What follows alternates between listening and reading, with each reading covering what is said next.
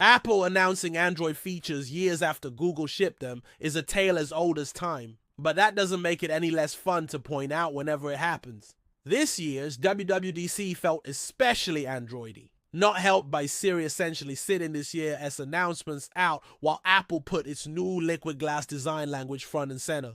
The imitation goes both ways. Android is launching its version of iOS Alt Live Activities and is following Apple's lead by adding more customization options to quick settings tiles. Still, I couldn't help noticing a string of new features from Apple, the keynote that I've definitely seen somewhere before.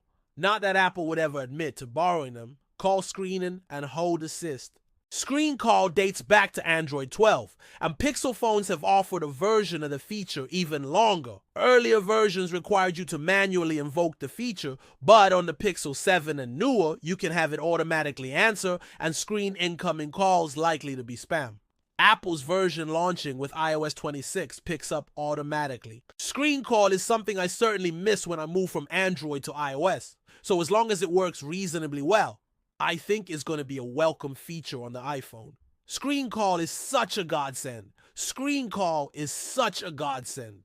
Image, Barbara Krasnoff, or The Verge. Hold Assist is another familiar phone feature. Google's version debuted in 2020 on Pixel phones and then started trickling out to the rest of the ecosystem last year.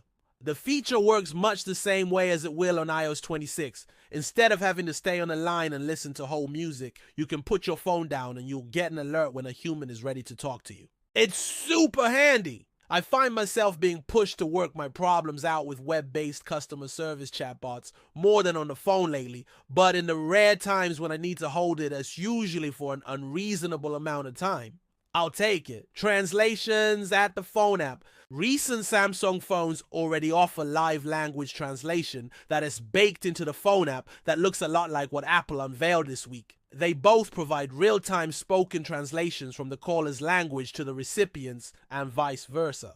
Don't expect to have a lengthy, nuanced conversation using either of these features, but at least Samsung's version is capable enough for its intended use. Short transactional exchanges like reserving a table or a hotel room. Samsung S24 Ultra showing chat translation feature. On Apple and Samsung phones, pictured here.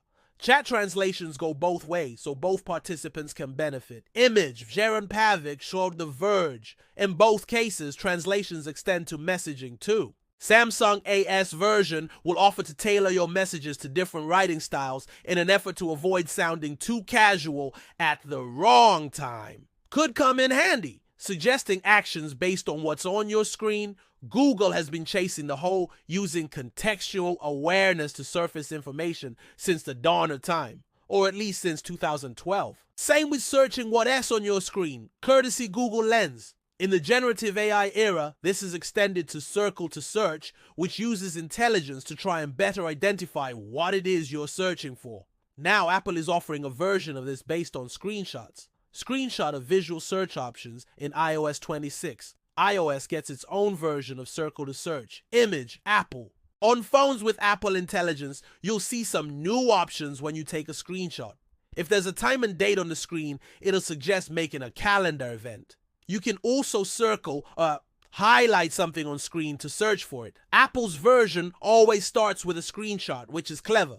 People who are unaware of the new feature will likely find it pop up in a place they are already familiar with. Google's Circle to Search requires unique navigation, usually double tapping the handle at the bottom of the screen. Personally, I'm still training myself to use that gesture rather than just opening a new tab and typing out a search in Chrome. I doubt I'm alone. Tabbing between photo and video recording in the camera app, iOS 26 shakes up the camera app UI by hiding most of the shooting modes by default except for two, photo and video. The rest appear when you scroll to the left or right, so you can still find your portrait or panorama options. But the simple video-photo dichotomy calls to mind the toggle between those two options on Pixel phones. The Pixel camera app includes a persistent video photo toggle. In iOS 26, the switch between video and photo modes is given more prominence. In the Pixel camera app, it's a standalone toggle, so it's always in reach no matter what mode you're shooting in. But I appreciate that both options put this core functionality front and center. And hey, if you want to turn your regular photo into a panorama, you can always use AI after the fact, right?